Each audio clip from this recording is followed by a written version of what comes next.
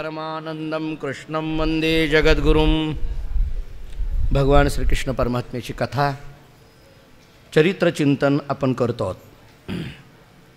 भगवंताच्या या चरित्राचा विचार करत असताना उत्तरार्धाला गेल्या 4-5 दिवसापासून आपण सुरुवात केली।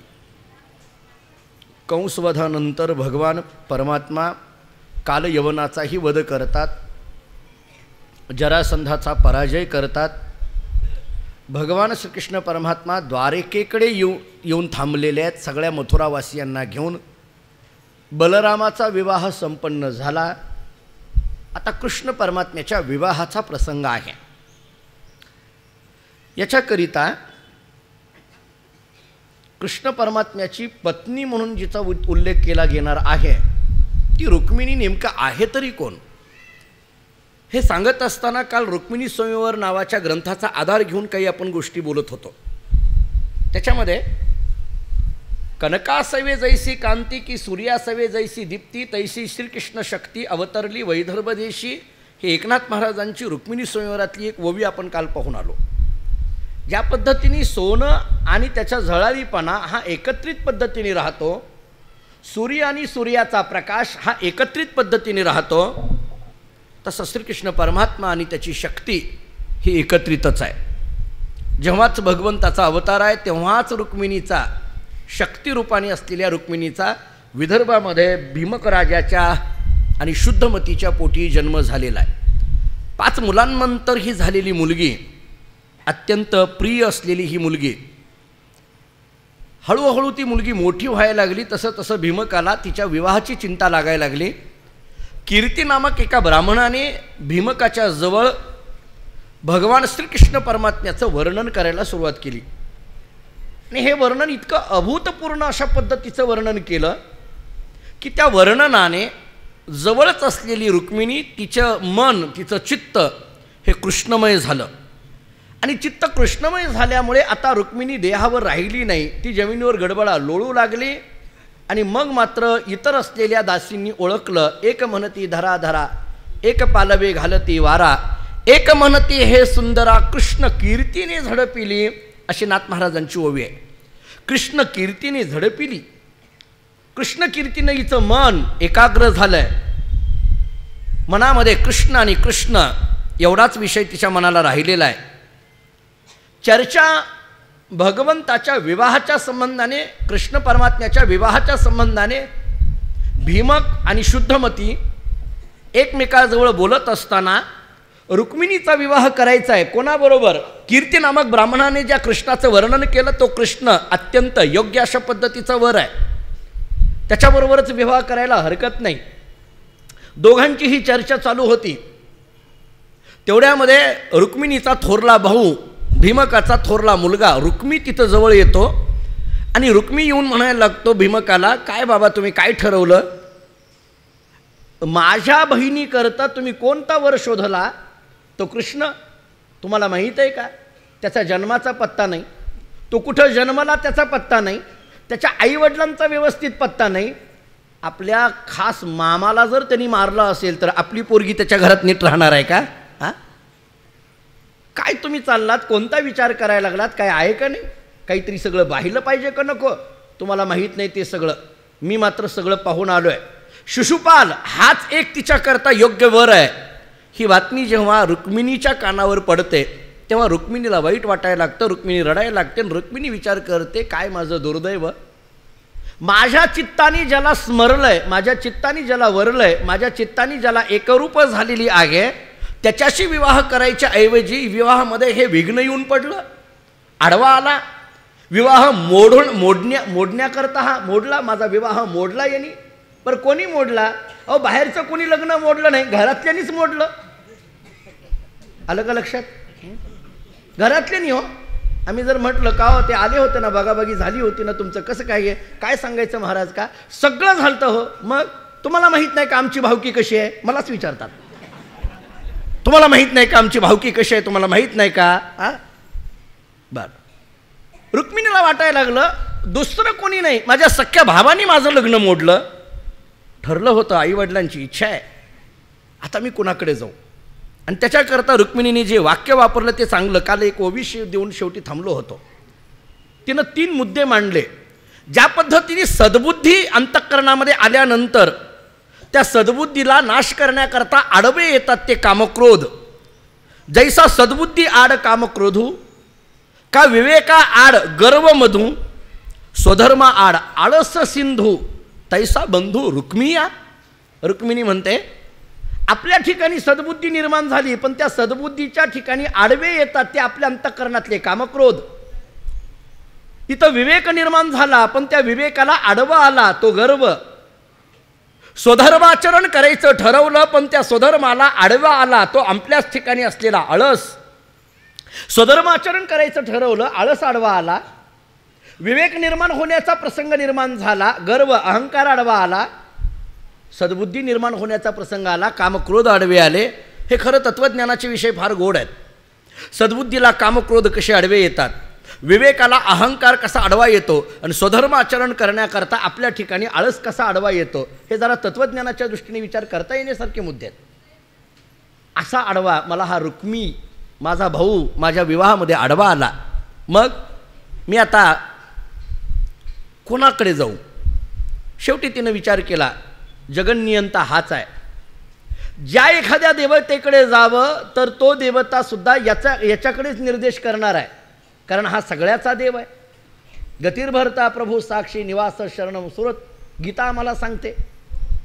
किंवा आपण रोजप्रमाणे म्हणतो, चाले हे शरीर कोणाची या सत्य कोण बोलवितो हरिवीन, अशी प्रमाणे देतो. सगळ्या जगाचा मालक म्हणून कृष्ण परमात्म्याकडे पाहिलं. वेदांताच्या दृष्टीने संपूर्ण जगताचं अधिष्ठान म्हणून कृष्ण परमात्म्याकडे पाहिलं. बरं, अधिष्ठान रूप असलेला, सगळ्या जगाचं कारणरूप असलेला, सगळ्या जगाचा मालक असलेला, काल आपण परवा 2-3 दिवसापूर्वी बोलून गेलो होतो, हा कृष्ण कोण आहे? जगदीश्वर आहे. हा कृष्ण कोण आहे? सर्वज्ञ आहे. हा कृष्ण कोण आहे? ज्याच्यापासून सगळ्या कला आणि विद्यांचा जन्म आहे. असं बोलून आपण आलो. आपण अशाचकडेच आपण गेलं पाहिजे.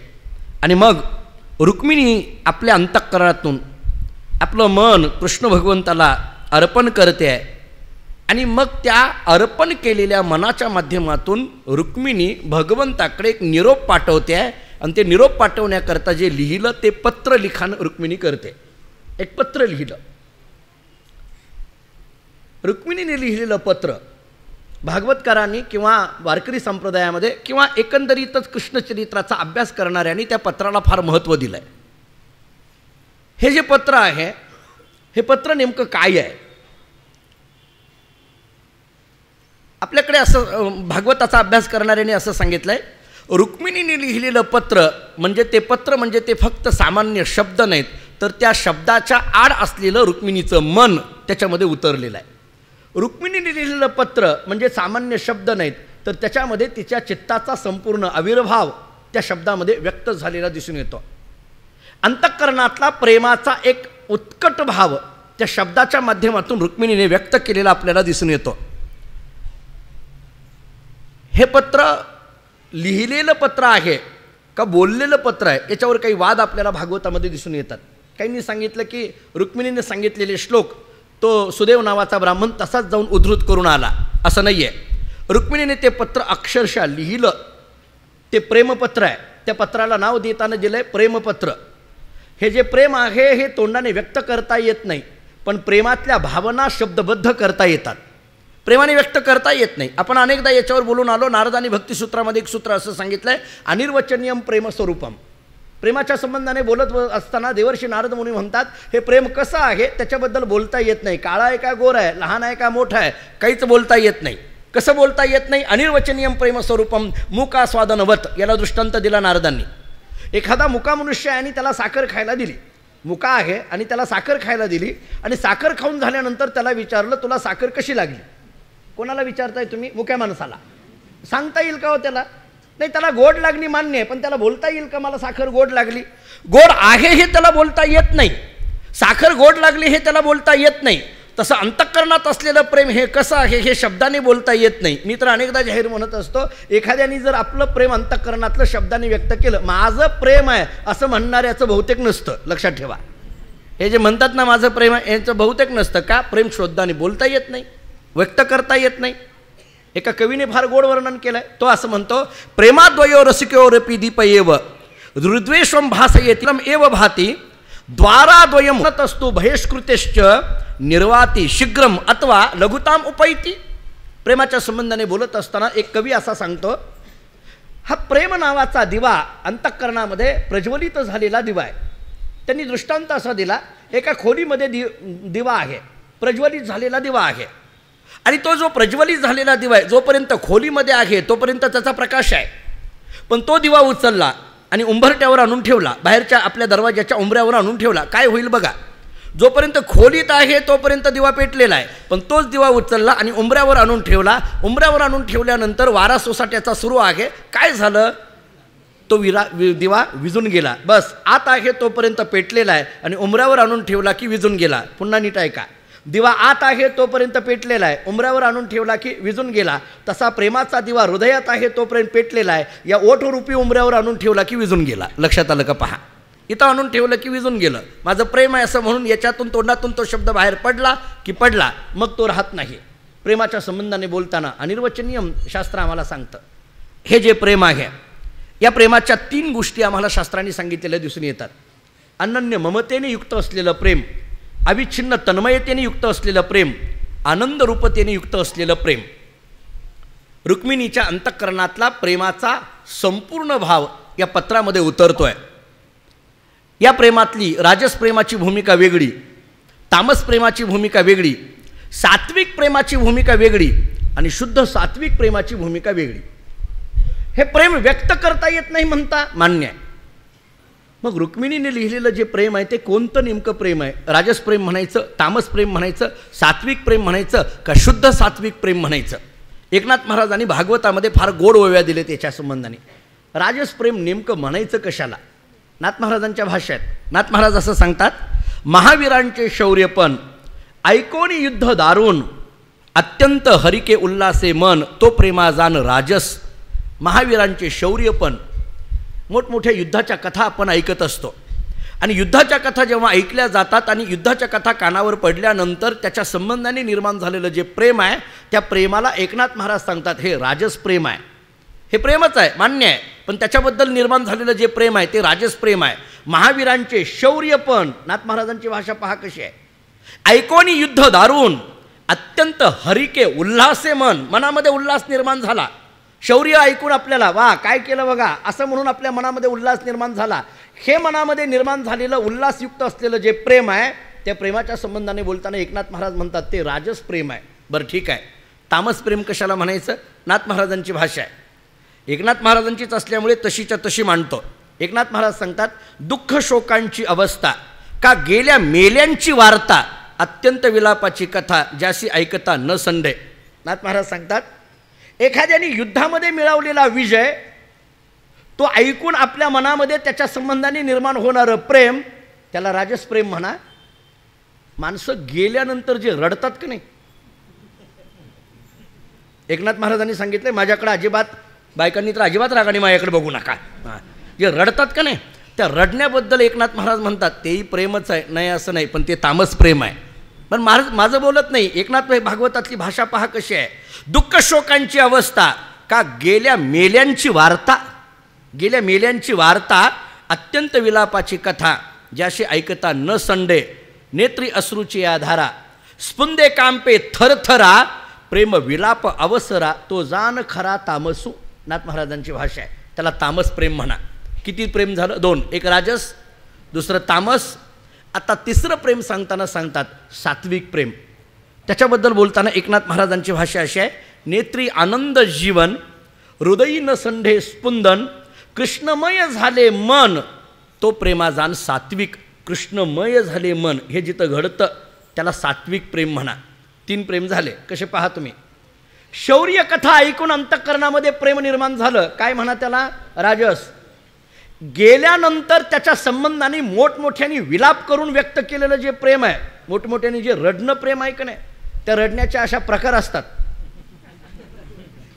ते विशिष्ट वेळीच अशा बाहेर, म्हणजे राग वाटून घेऊ नका, पण आमच्या गावात तर धामणगावात मी बघायचो, एक बाई अशी होती, तिला आवर्जून मेल्यानंतर बोलवून आणायचं म्हणे. म्हणून मी म्हटलं खरंच रागाने होऊ नका, गावातली घटना आहे. मला विचारा तुम्ही, दादांना माहिती आहे सगळं. तिला आवर्जून आमंत्रण दिलं जायचं. ती शेतात असेल तर तिला शोधून आणलं जायचं. तर का तर ते विशिष्ट पद्धतीचे एक रडणं तिलाच येत होतं म्हणे. ती काय म्हणतात त्याला माहीत नाही. ते एक विशिष्ट रडणं असतं, त्याचे एक वेगळे आलाप काढणं असतं. ते बहुतेक त्या पेटीतल्या कोणत्याच स्वरामध्ये ते बसत नाही.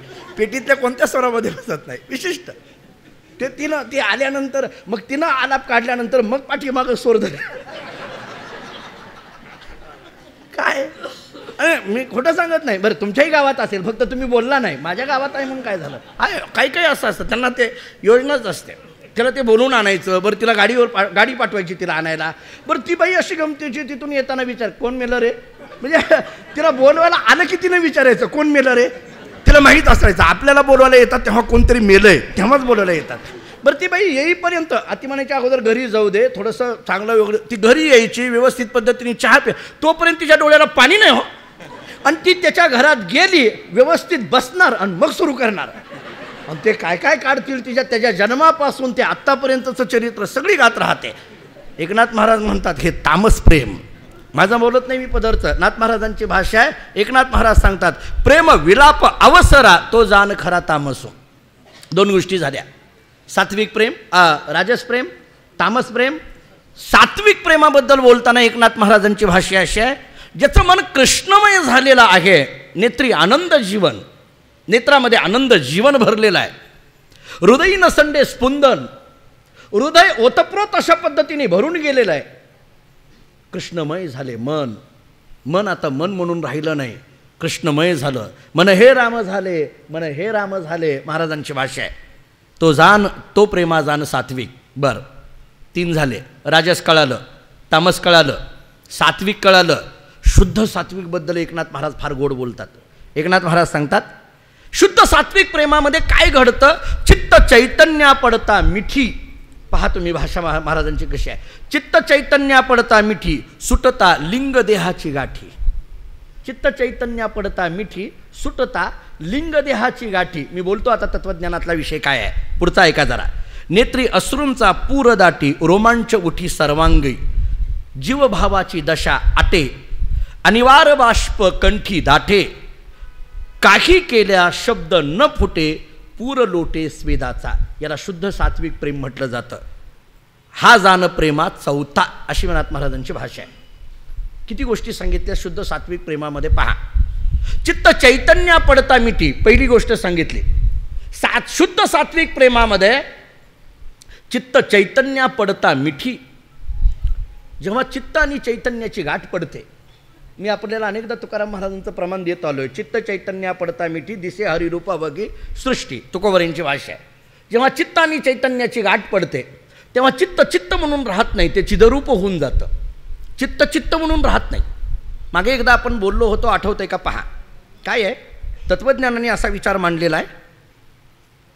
चित्ताच्या संबंधाने बोलत असताना चित्त चिदरूप होणं म्हणजे नेमकं काय. चित्त चिदरूप होणं, चिद या शब्दाचा अर्थ चैतन्य, किंवा दुसरं सांगतो आपण ऐकलेले शब्द आहेत. भगवान परमात्मा निर्गुण तत्वाच्या दृष्टीने कसा आहे हे सांगताना वेदांतांनी असं सांगितलं आहे, तो सत आहे, तो चित आहे आणि तो आनंदरूप आहे. शब्द आहेत का नाही आपल्या कानावर. तो सत आहे, चित आहे आणि आनंदरूप आहे. सत चित आनंद. आता भगवंताला खरं तर हे सच्चित आनंद हे सुद्धा जे म्हटलं जातं ते कशाच्या संबंधाने म्हटलं जातं, वेदांतांनी त्याच्यावर फार मोठं चिंतन केलं आहे.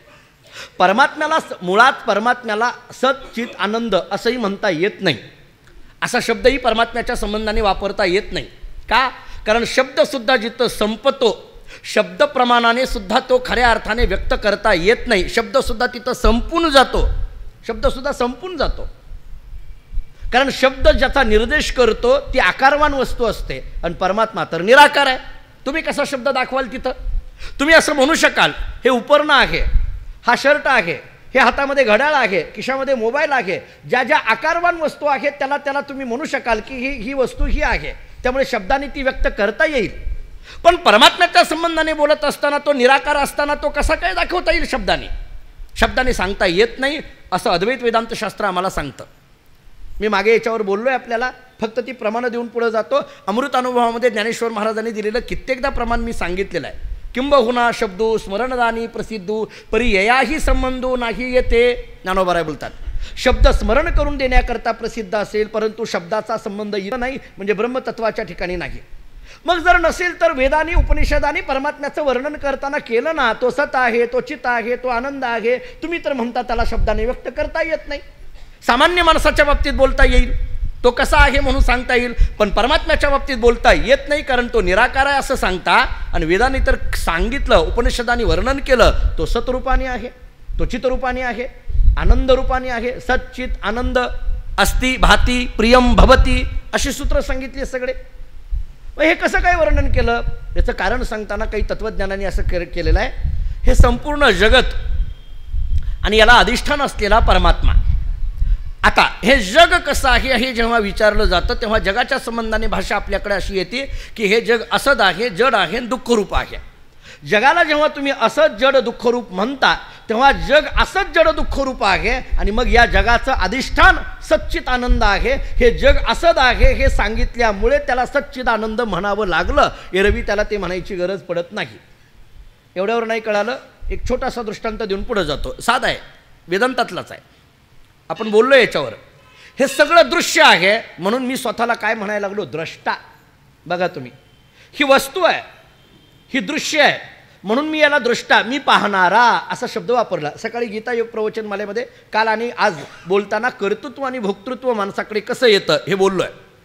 मी स्वतःला म्हणताना म्हणतोय मी पाहणारा, मी कर्तृत्व करणारा. हे जे मी पाहणारा असा शब्द आला, वस्तुतः मी या शब्दाचा अर्थ आहे आत्मा. मग आत्म्याच्या संबंधाने मी लावता येत नसताना सुद्धा इथं म्हणत असताना मी पाहणार, आत्मा कोणाला पाहत नाही, कारण आत्मा आत्माच आहे. पाहणं त्याला शक्य नाही, कारण तो निर्विकार आहे, निर्गुण आहे, निराकार आहे. पाहण्याकरिता तो एका देशामध्ये पाहिजे ना, पण पाहण्याकरता तो एका देशामध्ये पाहिजे ना. आत्मा तर सर्वत्र आहे. तुमच्या पाठातलं प्रमाण देतो म्हणजे कळेल. सर्वाघटी राम बोला आता, देहादेही एक, आणि सूर्यप्रकाशक सहस्ररश्मी आहे का नाही. एकहरी आत्मा जीव शिव समा, वायातू दुर्गम न घाली मन. ज्ञानोबाराय बोलतात का नाही. आत्मा सर्वत्र आहे. मी पाहणारा हा कधी ठरतो, जेव्हा पाहणारा हा संकुचित असला पाहिजे, परिच्छिन्न असला पाहिजे, तर मला पाहणारा. अहो मला सांगा, हा माईक आहे असं जेव्हा मी या माईकला पाहतो, किंवा मी या उपरण्याला पाहतो, मी या घड्याळाला पाहतो असं जेव्हा म्हटलं जातं तेव्हा घड्याळ आणि मी याच्यामध्ये फरक आला का नाही बोला. म्हणजे त्याच्यापासून मी वेगळा आलो का नाही. मग मी पाहणारा असं जे म्हटलं जातं, मी दृष्टा असं म्हटलं जातं. वस्तुतः मी दृष्टा, आत्मस्वरूपाच्या ठिकाणी दृष्टा म्हणता येत नाही, कारण आत्मा नाही अशी जागाच नाही. मग तरी दृष्टा म्हटलं. याला का म्हटलं, याला एकच कारण आहे, या सगळ्याला तुम्ही दृश्य म्हणायला लागला म्हणून स्वतःला दृष्टा म्हणायची वेळ आली. बरं, येही नाही पटलं, दुसरं उदाहरण देतो. बोललोय मागं पण आपल्या उदाहरण देऊन पुढे जातो. आरसा असतो, त्या आरशामध्ये आपण आपला चेहरा पाहतो, त्या आरशातल्या चेहऱ्याला काय म्हणता तुम्ही, प्रतिबिंब. आरशातल्या चेहऱ्याला तुम्ही प्रतिबिंब म्हणता. आरशामध्ये जे आहे ते काय आहे, प्रतिबिंब. आणि मग हे काय झालं, बिंब. बरोबर आहे. याला बिंब का म्हणायला लागलात, कारण आरशात काय आहे, आरशात जर प्रतिबिंब नसलं असतं तर याला बिंब म्हणायची गरज आहे का. याला बिंब हे नाव कधी आलं, आरशात त्या प्रतिबिंबामुळे आलं. याला दृष्टा हे नाव कधी आलं, या दृश्यामुळे आलं. याला सच्चिदानंद हे नाव कधी आलं, असं जड दुःखामुळे आलं. बस, असंच जड दुःखरूप हे सगळं जग. म्हणून परमात्मा सच्चिदानंद असा म्हणावा लागला. सत आहे, चित आहे, आनंद आहे. आता त्यात जी चित शक्ती आहे, ते जे चित आहे ना, ते चित रूपाला, त्या चैतन्य रूपाला हे चित्त जाऊन भेटलं. चित्त आणि चैतन्याची गाठ पडली. चित्त आणि चैतन्याची गाठ पडली म्हणजे सच्चित आनंद असलेला जो परमतत्व आहे, त्यातली जी चित शक्ती आहे, जे चैतन्य आहे. काल एक ओवी दिली होती, या उपाधी माझी गुप्त आणि चैतन्य असे सर्वगत. चैतन्याला अधिष्ठान म्हटलं. ब्रह्मचैतन्याला काय अधिष्ठान म्हटलं जातं वेदांतामध्ये. मी सकाळी बोललो, विचारसागर नावाच्या ग्रंथामध्ये पहा तुम्ही. रज्जू सर्पाचा दृष्टांत आपण अनेकदा ऐकलेला आहे.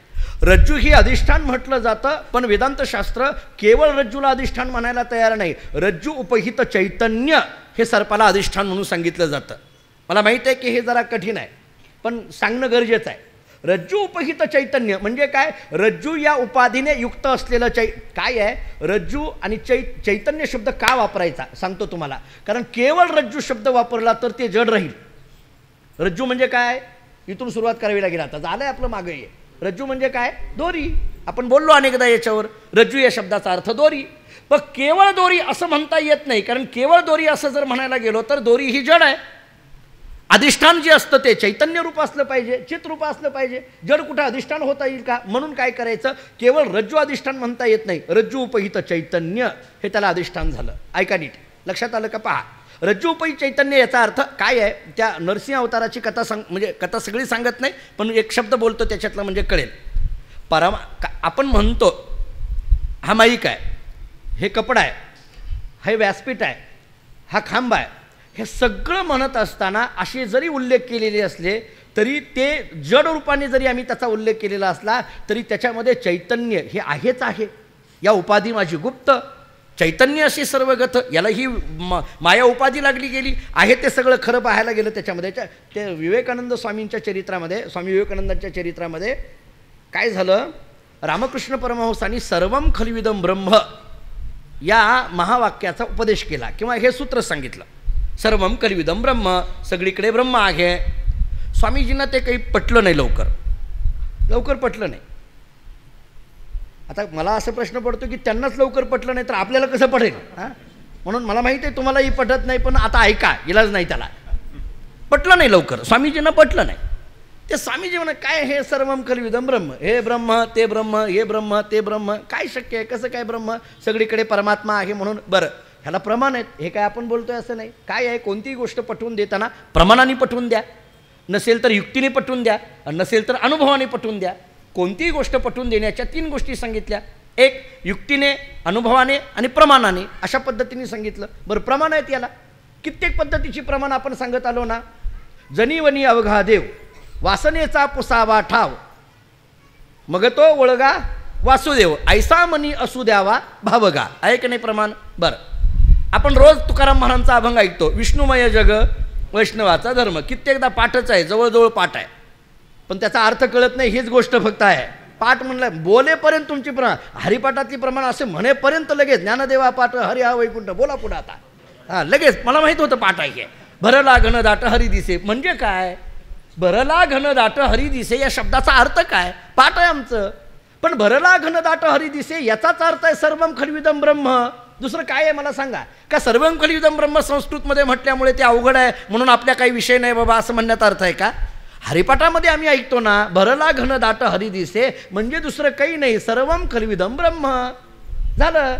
जनीवनी अवघा देव संपलं, विष्णुमय जग संपलं, झालं हे. आपण कित्येकदा बरं जे जे भेटे भूत ते ते मानी जे भगवंत, ऐकणं ज्ञानोबरांची भाषा हेच आहे ना, दुसरं काय आहे त्याच्यामध्ये? चराचरामध्ये पण व्यापक असलेलं जे ब्रह्मतत्व आहे त्याला लागणारी एक एक उपाधी आहे आणि त्या उपाधीच्या अनुषंगाने त्या चैतन्याचा उल्लेख केला जातो. मी काय सांगायला लागलो? हे सगळं सच्चित आनंद हे जे परमतत्व आहे ते व्यापक आहे. चितशक्ती व्यापक आहे, चराचरामध्ये आहे, सर्वत्र आहे. त्या चितशक्तीशी या चित्ताची गाठ पडली. हे चित्त जेव्हा चितशक्तीशी एक झालं तेव्हा चित्त चैतन्या पडता मिठी. मी हे ओवी आपल्याला सांगतोय. या ओवीमध्ये सुद्धा एकनाथ महाराजांनी शुद्ध सात्विक प्रेमाचा उल्लेख करताना असा केलेला आहे, चित्त चैतन्या पडता मिठी. चित्त चैतन्याची गाठ पडली. चित्त चित्त म्हणून राहिलं नाही, ते चैतन्य रूप होऊन गेलं, ते चिदरूप होऊन गेलं. मी नेहमी एक वाक्य सांगत असतो, चित्त या शब्दाचा आपण चित्त शब्द कसा तयार होतो बघा. चित्त अधिक त बरोबर चित्त, ऐक नाही, तला त जोडलंय. चित्त लिहिताना कसं लिहिलं जातं? चला पहिली वेलांटी आणि त, आणि त्या तला एक त जोडलं की काय तयार होतं? चित्त. ऐक नाही, हे तर बरोबर आहे मराठी व्याकरणाच्या दृष्टीने.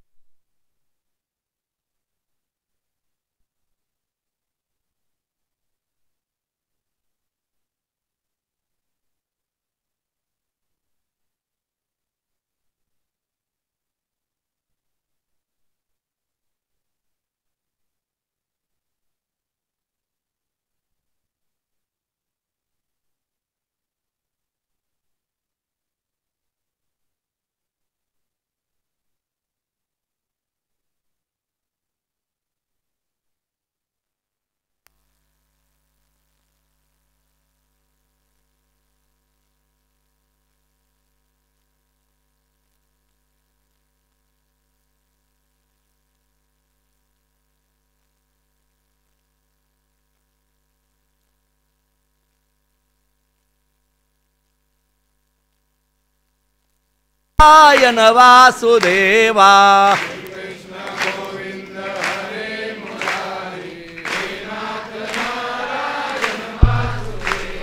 श्री कृष्ण गोविंद हरे मुरारी हे नाथ नारायण वासुदेवा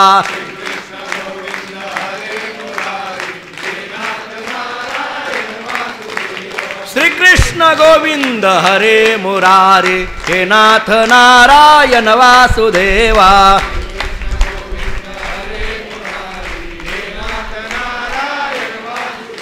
गोपाल कृष्ण भगवान की जय। चित्त चैतन्या पडता मिठी। एकनाथ महाराजांची भाषा शुद्ध सात्विक प्रेमाच्या संबंधाने अशी आहे, रुक्मिणीच्या अंतःकरणामध्ये पत्र लिहिताना कोणतं प्रेम होतं याच्यावर चर्चा चालली आहे आपली। चर्चा आपली याच्यावर आहे, आपल्याला विषय सोडून जायचंच नाही आहे। रुक्मिणी पत्र लिहिते आहे, पण लिहिताना तिच्या अंतःकरणातलं प्रेम त्या पत्रामध्ये, कारण या पत्राला फक्त पत्र म्हटलं नाही, प्रेमपत्र असं म्हटलं आहे। या पत्राला प्रेमपत्र असं म्हटलं आहे। मग हे जे प्रेम उतरलं ते प्रेम नेमकं कोणतं आहे? तुम्ही जर आपण म्हणायला लागलो नाही मी हे सगळा प्रेमाचा का विस्तार करायला लागलो आहे, कृष्णानेच प्रेमपत्र रुक्मिणीनेच प्रेमपत्र लिहिलं, मग आलं का लक्षात? पण ते प्रेम कोणतं आहे याच्याकरता चर्चा करायला लागलो। काही काही महाभाग आम्हाला असे विचारतात, नाही असं नाही, पण ते प्रेम कोणतं आहे याच्याकरता इतका सगळा प्रेमाचा मी का मुद्दा काढला, एवढं सगळं शोधून का आलो आज? ते प्रेम नेमकं कोणतं आहे? अंतःकरणातून प्रेम प्रगट झालं रुक्मिणीचं त्या पत्रामध्ये, ते तामस प्रेम आहे, राजस प्रेम आहे, सात्विक प्रेम आहे का शुद्ध सात्विक प्रेम आहे? शुद्ध सात्विक, तामस कळालं, राजस कळालं, सात्विक कळालं। शुद्ध सात्विक प्रेमाबद्दल बोलताना मात्र एकनाथ महाराज म्हणतात चित्त चैतन्या पडता मिठी, लिंग देहाची सुटली गाठी। किती वैशिष्ट्यपूर्ण नाथ महाराज बोलतात। चित्त आणि चैतन्याची जेव्हा गाठ पडते तेव्हा लिंगदेहाची सुटली गाठी। लिंगदेह या शब्दाचा अर्थ आहे सूक्ष्मदेह। देह आपल्याकडे 3 सांगितले जातात, म्हणजे कानावर पडलेले, तसे मूळ 4 देहाचा वर्णन आहे।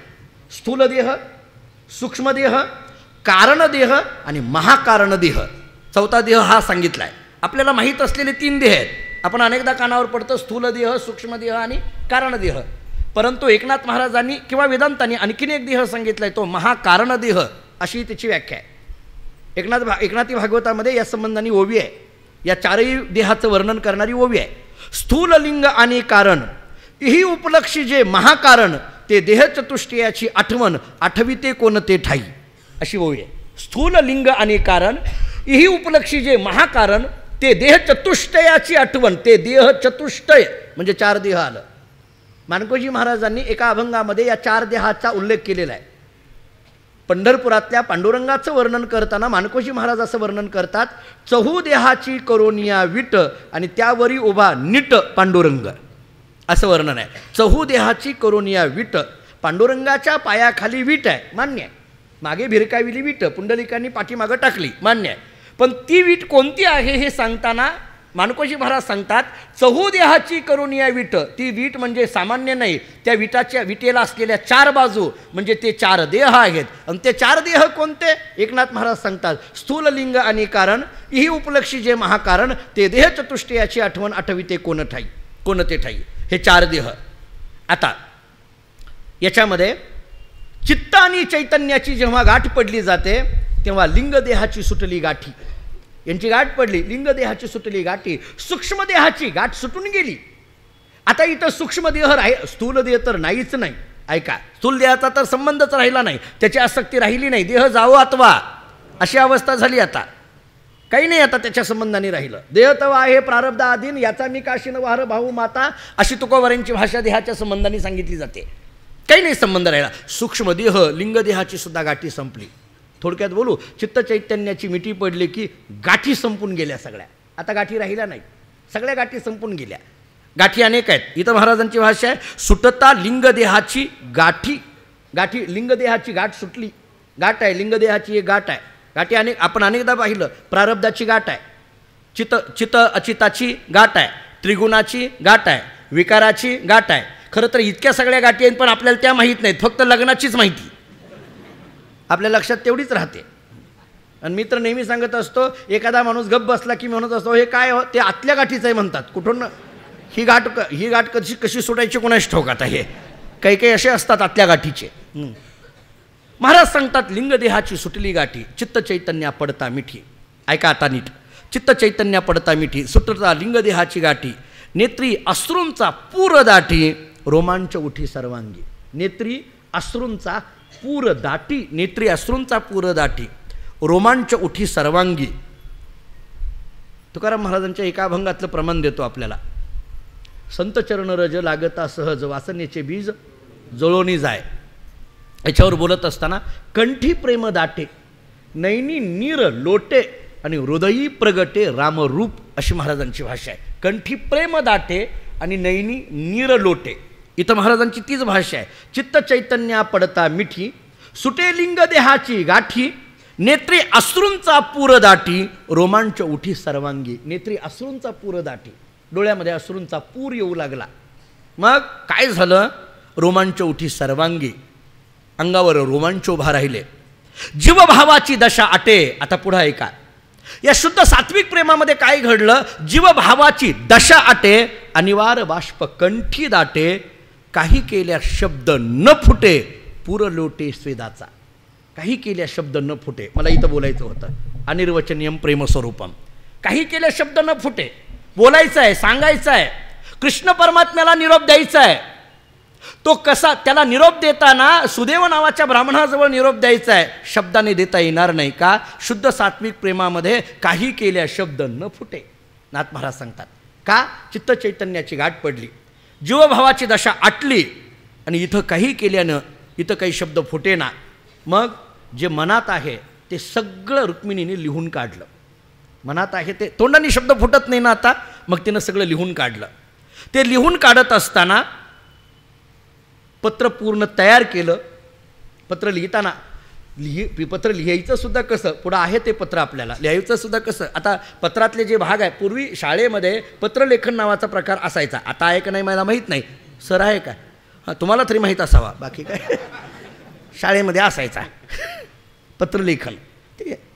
काय करायचं, वर काय करायचं, मध्ये काय गाभा असावा, पत्राचा विषय काय असावा, ज्यांना पत्र ज्यांना लिहायचं आहे त्याच्यावरनं पत्रलेखनाचे प्रकार असायचे. आईला पत्र लिहिताना कसं असावं, वडिलांना पत्र लिहिताना कसं असावं, सद्गुरूंना पत्र लिहिताना कसं असावं, वडील बंधूला लिहिताना पत्र कसं असावं, बहिणीला पत्र लिहिताना पत्र कसं असावं, भावाला पत्र लिहिताना कसं असावं, लहान भावाला पत्र लिहिताना कसं असावं, लहान बहिणीला पत्र लिहिताना कसं असावं, समाजाच्या संबंधाने पत्र लिहिताना कसं असावं, ह्या सगळ्या गोष्टी बारकाव्याने आपल्याला पत्रामध्ये सांभाळल्या जातात. आता अलीकडले हे व्हॉट्सअप आणि फेसबुकच्या नादामध्ये पत्र जवळजवळ आता बंद झालं आहे. मला वाटतं तार तर बंदच केली आहे नाही का. केंद्राने तार तर बंदच केली आहे. पत्र काही अंशी चालू आहेत पण सगळं बंद झालं. पण पूर्वी ते साष्टांग दंडवत तर पत्रातच होता नाही का. आता तो राहिलाच नाही. साष्टांग दंडवत वी सगळं लिहिलेलं असायचं. जाऊ द्या. आपल्याला काय पत्र लिहिलं. रात्रभर बसून तिनं पत्र लिहिलं आणि ते पत्र सुदेव नावाच्या ब्राह्मणाच्या हातामध्ये दिलं आणि त्यांना सांगितलं की तुम्ही थांबू नका, ताबडतोब जा, द्वारकेकडे जा आणि त्या कृष्ण परमात्म्याला हे पत्र माझं द्या. काही करू नका तुम्ही. काय लिहिलंय हे सुदेवाला सांगितलं नाही रुक्मिणीने. काही पत्र काय पत्रात लिहिलंय हे पत्र साधी गोष्ट आहे. आणि सुदेव आणि त्याच्या पुढचं सांगतो सुदेव ब्राह्मणाने ते जे पत्र घे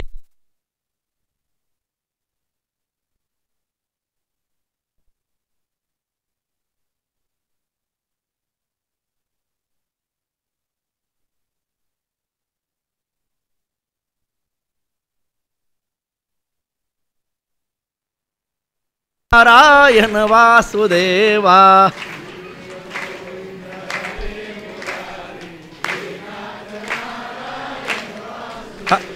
श्री कृष्ण गोविंद हरे मुरारे हे नाथ नारायण वासुदेवा.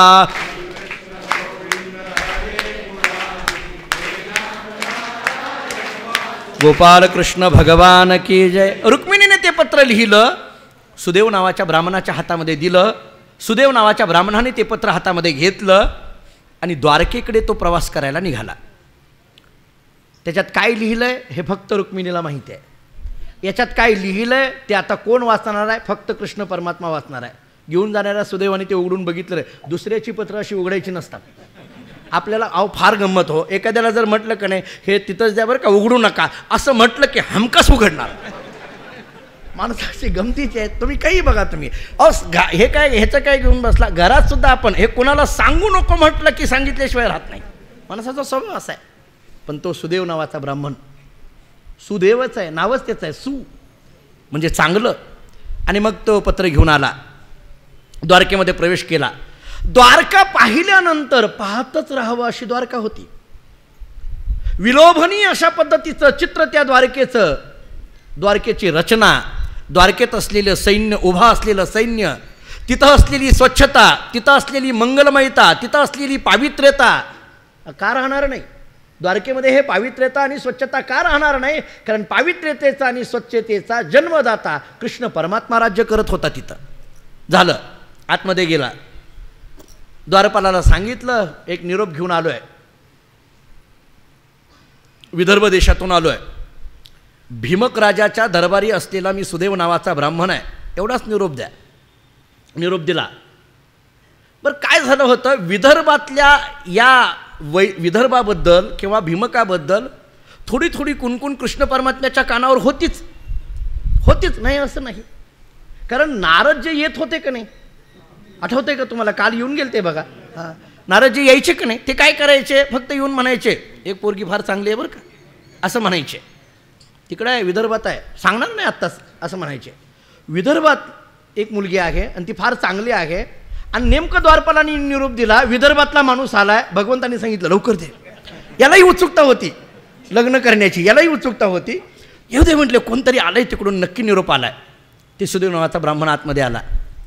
ब्राह्मण आलेले आहेत म्हटल्यानंतर त्यांचं पूजा अर्चन केलं.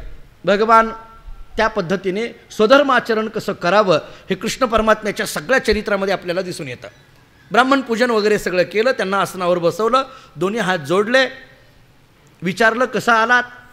गंमत अशी झाली, ब्राह्मणाला, त्या सुदेव नावाच्या ब्राह्मणाने जेव्हा श्रीकृष्ण परमात्म्याला पाहिल्यानंतर रुक्मिणी स्वयंवरामध्ये एकनाथ महाराज वर्णन करतात, कृष्ण दर्शने समाधान.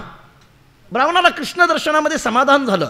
कृष्ण दर्शने समाधान, ब्राह्मणासी पडले मौन, विसरला कार्याची आठवण, जाणोनी प्रश्न हरी करी. किती सरळ ओवी आहे बघा बरं, काही सार्थ बघायची गरज आहे का? पहा काय झालं म्हणे, कृष्ण दर्शने समाधान. सुदेव नावाच्या त्या ब्राह्मणाने जेव्हा कृष्ण परमात्म्याचं दर्शन घेतलं आणि ते रूपच इतकं सुंदर होतं, पाहिल्याबरोबर समाधान, मन समाधानाला पोहोचलं. एवढं नाही, पडले मौन, ब्राह्मणासी पडले मौन. एवढंच नाही, विसरला कार्याची आठवण. कशाला पाठवलं हेच विसरून गेला. आपण आलोय कशा करता हे विसरून गेला का? पाहत राहिला हो, पाहतच राहिला. देह भाव हरपला आणि तुझं पाहता विठ्ठला, त्याला पाहिल्याबरोबर हरपून गेला. असो ऐसा कोठे आठवची नाही, आणि देहीचं विदेही भोगू दशा. कृष्ण भगवंताला पाहिल्याबरोबर हरपून गेलं. साधी गोष्ट आहे. लोक कधी कधी बघा तुम्ही, अशा बऱ्याचदा अनपेक्षित घटना घडल्या की लोक विसरतात एकदम. आणि मग आम्ही कधी कधी आता घरी जातो, अनेकांच्या घरी गेल्यानंतर काय नेमकं काय असतं ते विसरून जातात. म्हणजे कित्येकदा लक्षातच राहत नाही म्हणतात. नाही, इतकी गडबड झाली महाराज तुम्ही आल्यामुळे का नाही, लक्षातच राहिलं नाही. अरे विसरतात, काय नेमकं विसरतात. बऱ्याचदा होतं तसं, विसरतात. आम्हाला आता एका घरी मला जेवायला घेऊन गेले, मी बारशीतलं सांगत नाही, पण घरी जेवायला घेऊन गेल्यानंतर मग जेवायला बसवलं नाना, आणि मग बसल्यानंतर मग सगळं झालं आणि मग ते ताट वगैरे आणून वाढलं, सगळं झालं. माझ्याबरोबर काही आमचे परिवारातले काही शिष्य परिवारातले 1-2 जण होते. झालं ते बाईंनी सगळं काय असेल ते तिनं जे बनवायचं होतं ते सगळं बनवलं होतं. काय आहे, सगळ्या जेवणामध्ये ते सगळं वाढलेलं होतं. कृष्णार्पण झालं, आम्ही जेवायला सुरुवात करायला लागलो, पण तिनं काय केलं, भजे केले ते पण वाढले नाहीत. बरं, ते भजे असे गमतीचे असतात, ते गप्प बसत नाहीत, ते वास कायम नाकाकडे पाठवतात.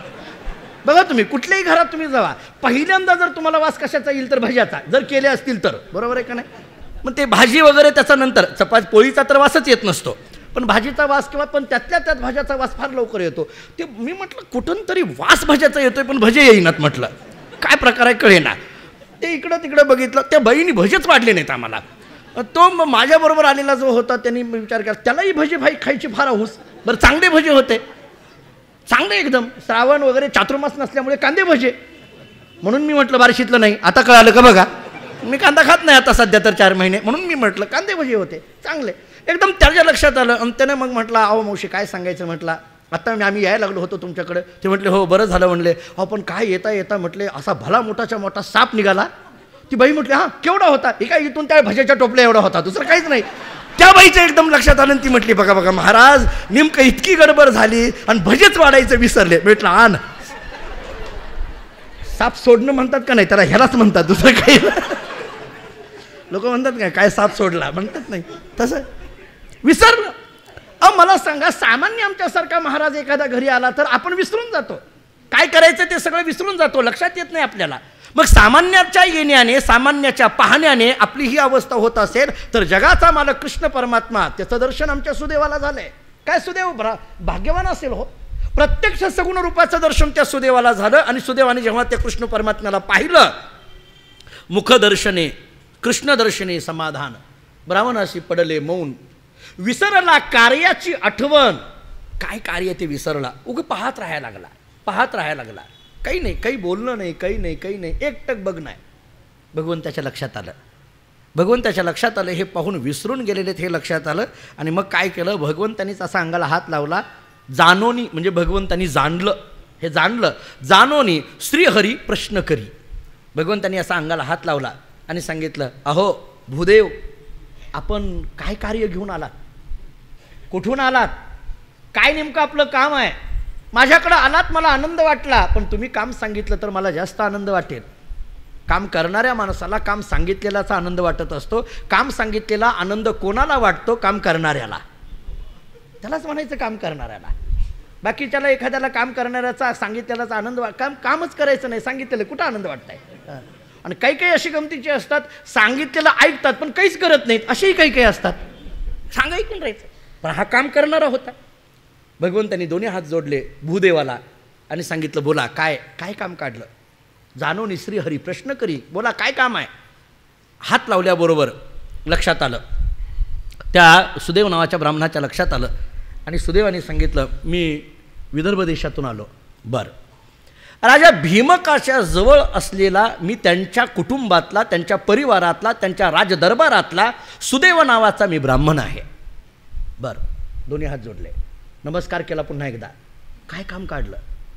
आपल्या जवळ आणलेलं जे पत्र होतं, जी गुंडाळी केलेली होती, त्याला दोरी बांधलेली होती, ते पत्र हातामध्ये सुदेवाने घेतलं आणि सांगितलं कृष्णा भीमकाची मुलगी रुक्मिणी आहे म्हटले, अत्यंत रूपवान आहे, सुंदर आहे, लावण्यवान आहे.